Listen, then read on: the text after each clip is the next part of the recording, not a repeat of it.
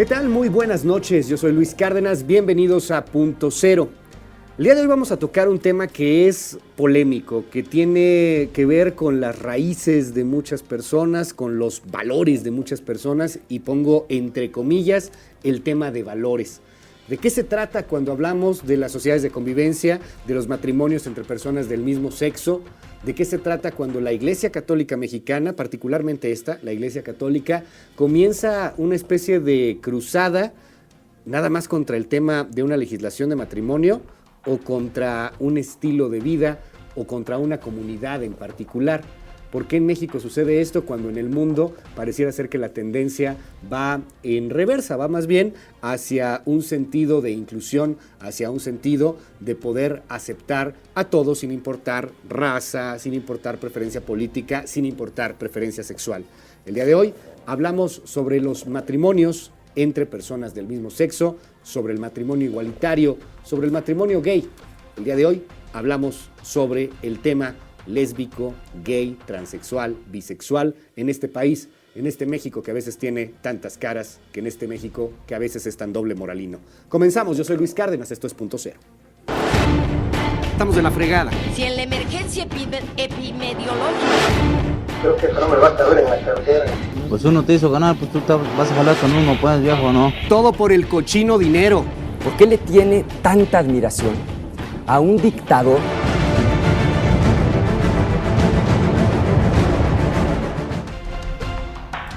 La agenda LGBT, lésbico, gay, bisexual, transexual, y de hecho hay muchas otras cuestiones más, transgénero, intersexual, etcétera, etcétera.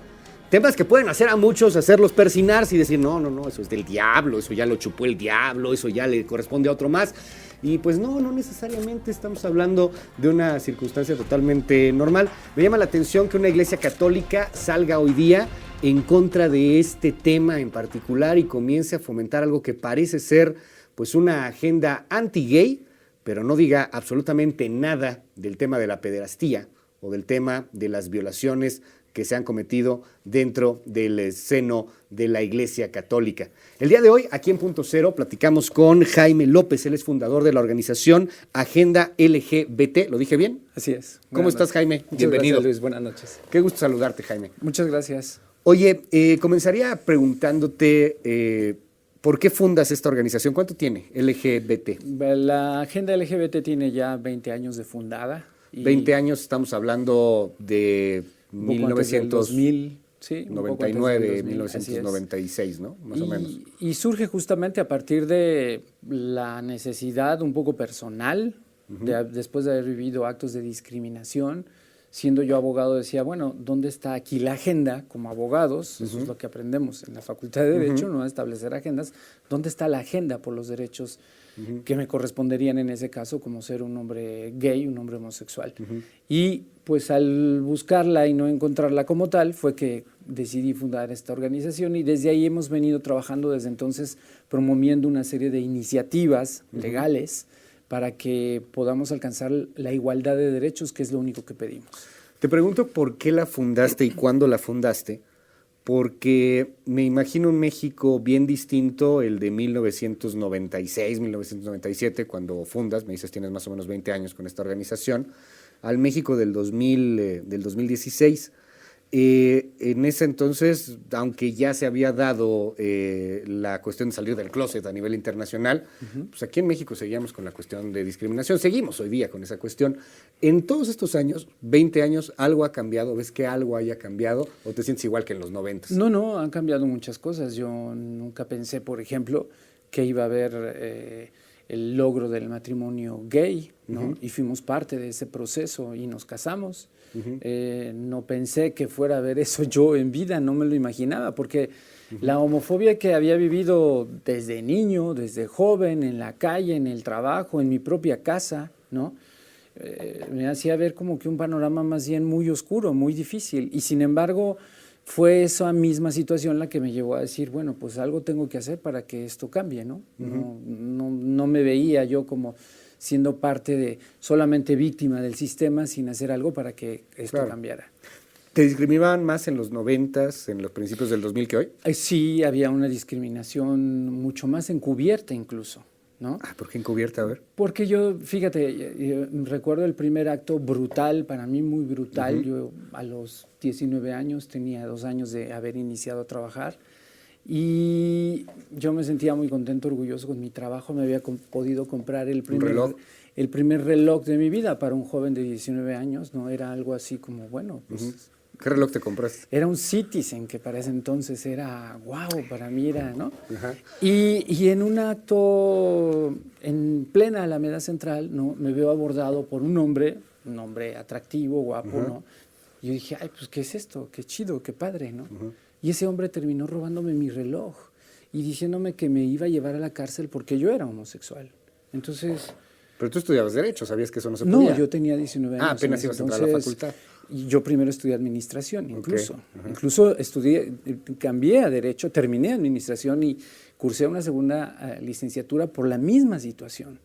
A ver, entonces fueron todos estos hechos los que me llevaron a decir, esto no puede ser. Son historias que ahí están, que seguramente son conocidas particularmente por la comunidad gay, pero llama mucho la atención para pues muchas personas que nos están escuchando. Había una discriminación, un abuso vedado, oculto, en donde este ejercicio se me hace impresionante. O sea, llegaba alguien, te trataba de ligar. Así es. Y ya cuando te estaba ligando, te decía, ahí te va el reloj y aguas, porque donde me denuncies yo voy y digo que eres homosexual. Así es.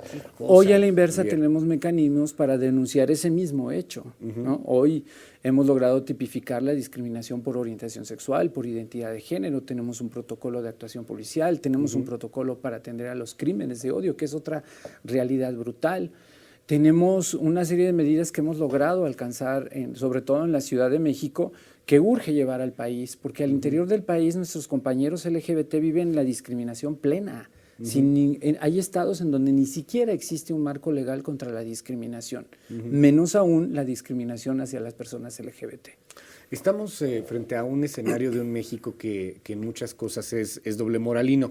Para las nuevas generaciones, creo que el hecho de que alguien sea gay o que alguien sea pues de una preferencia sexual diferente, pues ya no es tan mal visto. De hecho, es un poco más normal, salvo en algunos sectores particulares, más conservadores.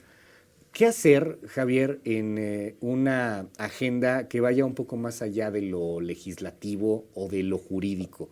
Porque tú lo fundas por tu preferencia sexual, tú lo has vivido, a ti te han discriminado. ¿Qué hacemos para que esto sea más normal, para llevarlo pues a las mentes más maduras, que son todavía más cerradas, que son esas mentes que decían, pues está bien que lo hayan asaltado porque era homosexual? El antídoto contra la homofobia y la transfobia es la educación formal de la sexualidad, es la plena vigencia de los derechos humanos, ¿no? Y ahí también hemos avanzado. En el 2008 tuvimos en México la 17 Conferencia Internacional sobre el SIDA, una pandemia que afecta de manera más importante a nuestra comunidad, justo por el hecho de vivir en el closet. Y entonces, a partir de esta conferencia internacional, México suscribe una declaratoria, la Declaración Ministerial Prevenir con Educación, para terminar con el problema de la homofobia y la transfobia desde la educación, desde un aula educativa. Claro. Y en eso hemos estado avanzando. Desde el 2008 al 16 hay 8 años en los que ha habido progresos en la implementación de la educación formal de la sexualidad, que se está contestando, por cierto, también ahorita. Ha habido manifestaciones para arrancar las páginas sobre sexualidad en los libros de educación. Nuevo León, ¿no? Ahí estaban muy preocupados los padres de familia conservadores y decían, no, es que aquí se ve a una mujer desnuda, se ve a un hombre desnudo, esto es malo para los niños. Pero ahí está la clave, lo que hay que quitar son justamente todos esos mitos y prejuicios. Está demostrado que la educación formal de la sexualidad, lejos de fomentar, como dicen ellos, el ejercicio irresponsable de la sexualidad, así es, te hace consciente de tu propio cuerpo,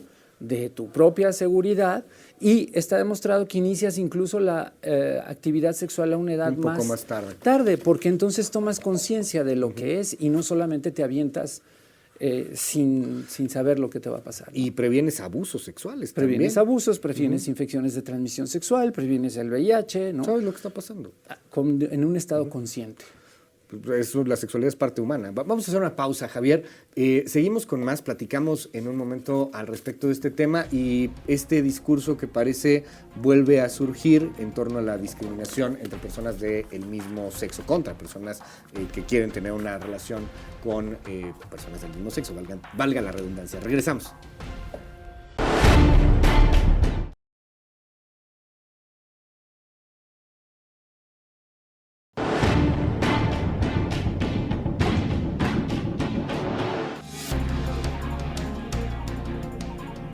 Seguimos en Punto Cero el día de hoy platicando sobre el matrimonio igualitario, sobre el matrimonio gay.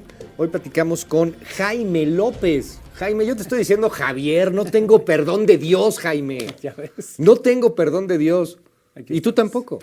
Pues bueno, sí, nosotros, eso es lo que pretenden decir, pero nosotros no creemos que sea así, ¿no? Esta ola de intolerancia que se ha soltado en realidad, pues hay que decirlo, viene de personas muy específicas, ¿no? Uh-huh. Y viene sobre todo porque además se sienten afectadas en algo que no terminan de entender. Los derechos de la comunidad LGBT, los derechos por orientación sexual e identidad de género no buscan dañar a nadie, no buscan arrebatarle nada a nadie, no buscan robarle nada a nadie. Son derechos que lo único que buscan es darle visibilidad y darle igualdad a un sector de la población que históricamente ha sido discriminado por la incomprensión de la condición humana de la homosexualidad. No se ha entendido qué es.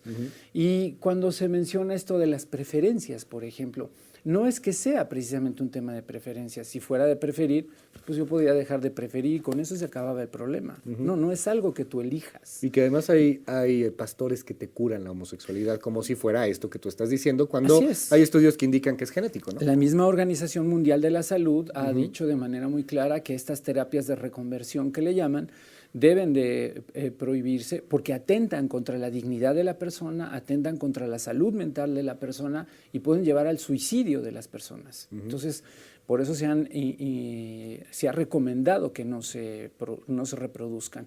Entonces, esta ola que se ha dado es por una incomprensión, porque no se entiende que nosotros también seamos una familia, porque no se entiende que hay muchos tipos de familias, ¿no? Una familia de dos personas que se divorcian y que vuelven a unirse son una familia. Una madre soltera con un hijo es una familia. Alguien que vive con su abuelita, alguien que vive con los hermanos. Así es. Algunos que ni siquiera tienen relaciones consanguínea. Completamente. Entonces, somos muchos tipos de familia y eso es justamente lo que la Corte reconoció cuando se interpuso este recurso de inconstitucionalidad contra el matrimonio, cuando se reconoció por primera vez en la Ciudad de México, allá en el 2009. La Corte también dijo, primero, la Constitución no puede proteger un solo modelo de familia. La Corte también dijo, la adopción es una manera de ampliar una familia y si las parejas del mismo sexo son familia, tienen derecho a la adopción. Pero cuidado, esto no quiere decir que tengamos un derecho en automático. Yo no sé por qué estamos tan acostumbrados a la familia, papá, mamá, hijos. Cada vez hay menos, ¿eh? Cada vez hay menos. Digo, yo lo veo, hay más papás solteros, hay más mamás solteras, hay más independientes, hay divorciados, hay algunos que se vuelven a casar. Me tocaban casos de algunos, no los puedo ventanear porque es información privada, pero me tocaban algunos casos, Jaime, ya te voy a decir Javier otra vez, me tocaban algunos casos de gente que es bien conservadora y públicamente es bien conservadora y en su vida personal conviven con el marido de su esposa, por ejemplo. O sea, entonces va el marido de la esposa, el nuevo marido de la exesposa, mejor dicho, los hijos. O sea, van todos, como Modern Family. O sea, y son muy conservadores cuando lo hablan. Entonces es algo que llama mucho la atención, porque hasta dónde puede llegar el tema de esta discriminación en un país, y así nos van a criticar y así me lo dicen a mí constantemente, ahí está Luis Cárdenas MX en Twitter, pero en un país que sí es muy doble moralino. Salimos a la calle y le preguntamos a la gente si está a favor o en contra del matrimonio igualitario y por qué. Sí, y esto es lo que nos dijeron. Vamos a escuchar. Sí, absolutamente. Pues porque no creo que sea algo malo que pues forzosamente se puedan casar, o más bien que no se puedan casar dos mujeres o dos hombres. No, creo que no. Pues por una parte sí, porque pues está en su derecho, pero sí socialmente no está muy bien visto, porque se supone que lo normal es ver mamá y papá. Ese es como el ejemplo que tenemos que seguir. Claro. ¿Por qué? Pues todo es vivir en libertad. Sí, ¿por qué no? Es una cosa lógica, ¿no? Que el hombre y la mujer sientan amor por alguien y sería indiferente si nada más fuéramos, ¿cómo se llama? Homofóbicos, ¿no? Yo siento que está bien. Mientras que se quieran, todo está bien. No en contra. Pues, se supone que es pareja, hombre y mujer, ¿no? Y ahora ya mujer con mujer pues no se vale, ni hombre con hombre tampoco. Y en caso de adopción, los perjudicados son los niños. Los perjudicados son los niños. Oye, a ver, dos que me llaman la atención. Uno, este último señor ya maduro, se puede entender de una sociedad más conservadora, un México muy diferente al que vivimos hoy día, un mundo muy diferente al que vivimos hoy día, de hecho. Este señor lo entiendo. Pero me llama la atención la chava. Hay una chava que dice, no, lo normal es hombre-mujer. Y aquí quiero hacerte una pregunta, Jaime, porque, a ver, en el trabajo que realizamos nosotros, en la libertad de expresión, pues se vale tener cualquier postura, creo yo. Y no sé cuál es el camino en este sentido. La iglesia está, y en un momento hablamos de este tema, la iglesia está muy, muy fuerte en un discurso que parece francamente de confrontación con la comunidad homosexual. Pero al mismo tiempo hay una libertad de expresión en este sentido. Yo te quiero preguntar, ¿hasta dónde se vale tener una postura que pueda ser discriminatoria sin caer, o a lo mejor tú opinas que sí hay que caer, en lo que pasa, por ejemplo, en Francia, en donde si este programa estuviera siendo transmitido en Francia, yo me atrevo a decir, el holocausto no existió, me censuran y me meten en la cárcel. Y que a mí se me hace francamente un exceso. Digo, creo que sí es una cuestión de discriminación, pero ¿hasta dónde es el límite de la libertad de expresión en torno a decir, yo no estoy a favor de los matrimonios igualitarios porque no se me hacen normales? Es un argumento que carece de fuerza, que carece de conocimiento, que no tiene cuestiones científicas, totalmente de acuerdo, pero ¿hasta dónde se puede prohibir o no? ¿Te parece si después de la pausa platicamos al respecto de este tema? Claro que sí. Gracias. Seguimos, Luis Cárdenas, MX, Twitter y Facebook.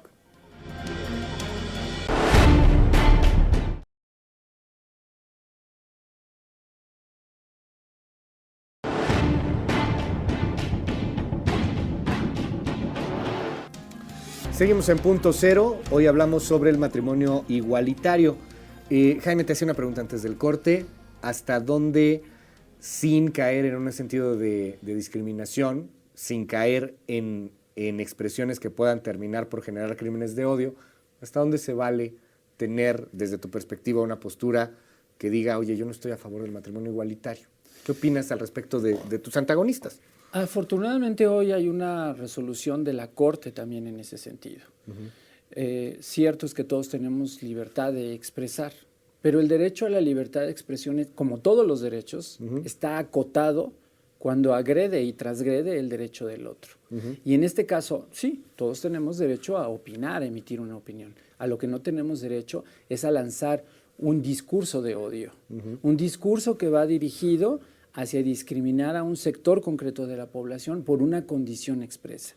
Porque la Constitución es muy clara, nadie puede ser discriminado bajo ninguna circunstancia. Hay 5 artículos en el semanario Desde la Fe, publicados sistemáticamente, uno después de otro.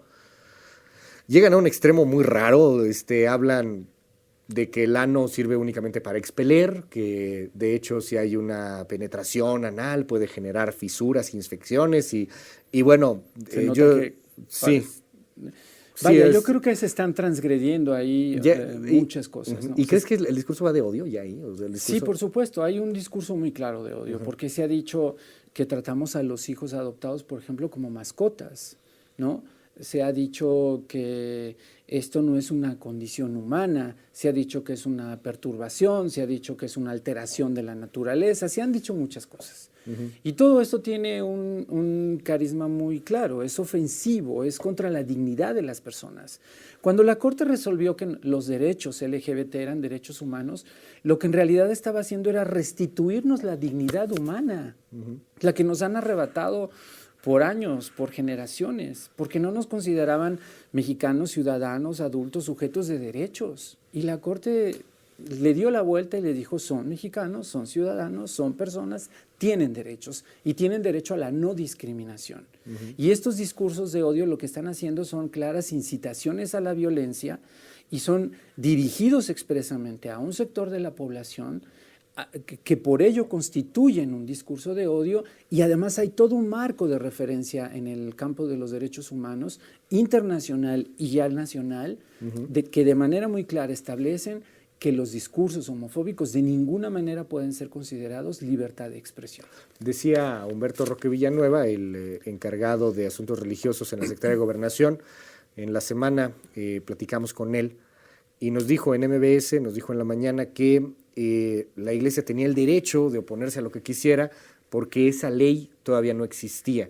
Que la Iglesia no puede oponerse a una ley que exista, no puede manifestarse contra una ley ya existente, pero como hay una ley que pues ya no sabemos si va a pasar en el Congreso, parece ser que no, y que la van a mandar, sino a la congeladora, a donde mandan a las leyes no prioritarias, porque ese es el sentido que tienen hoy día, tenían el derecho, decía Roque Villanueva, de protestar porque esa ley todavía no existe y de manifestarse.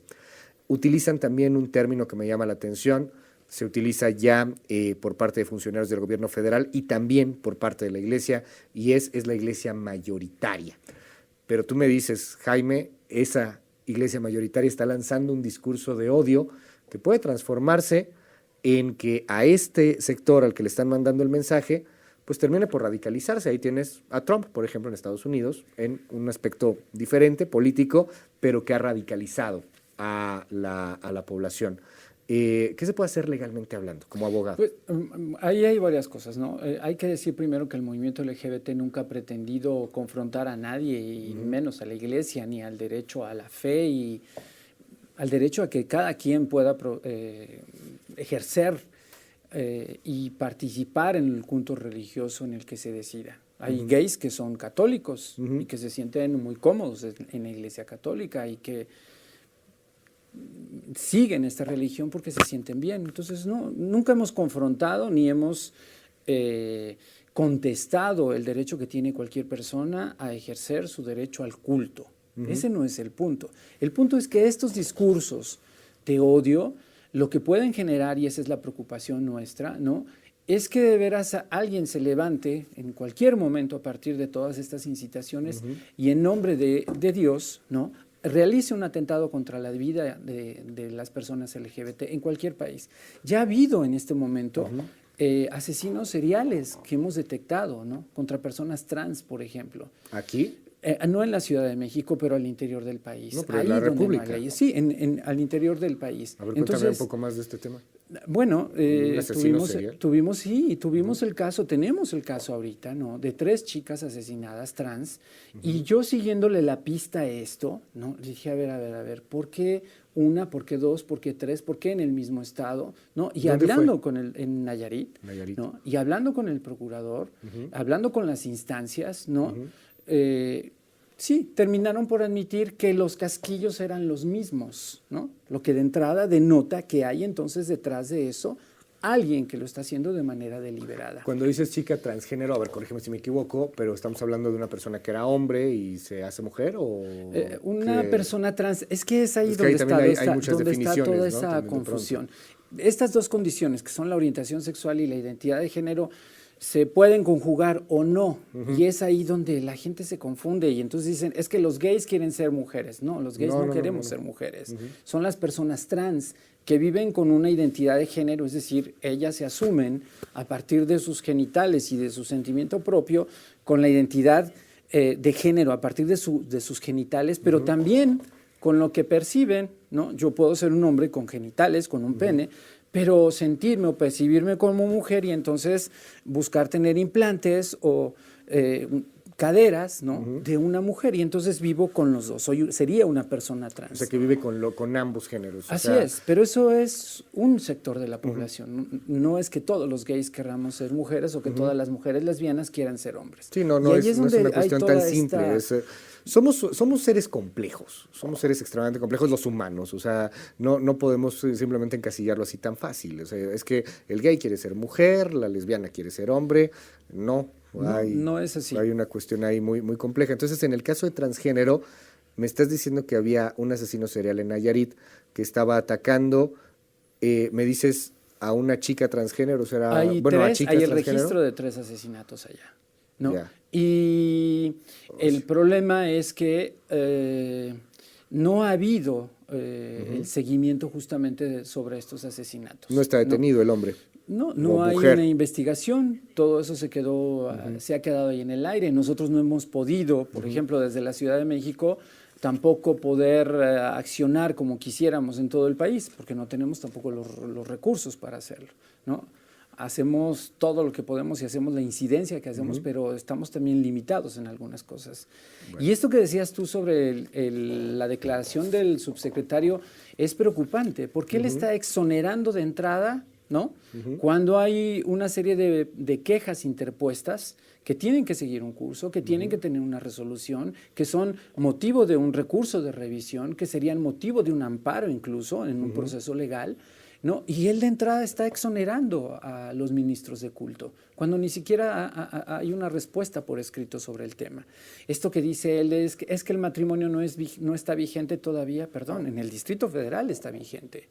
Entonces, ¿qué nos quiere decir? Que solamente aquí sí y en el resto del país no. ¿Dónde deja él el marco constitucional contra la discriminación? ¿Dónde deja él los principios de los derechos humanos, el control de convencionalidad que hoy obliga a las autoridades a resolver conforme al marco internacional, porque México ha suscrito todos estos tratados contra la discriminación, todos estos tratados de derechos humanos por la igualdad y la no discriminación? Jaime López, muchísimas gracias por estar con nosotros, fundador de Agenda LGBT.